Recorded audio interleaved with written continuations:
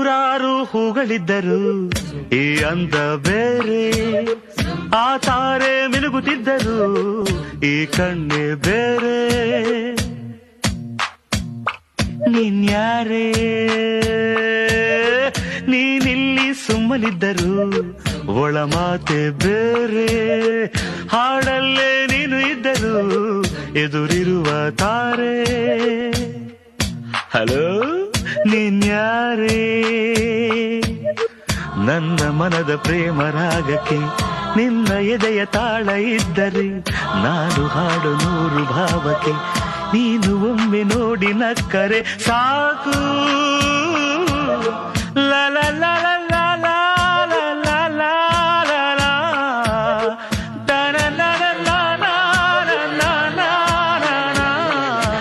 ಯಾವುದೋ ಈ ಬೊಂಬೆ ಯಾವುದೋ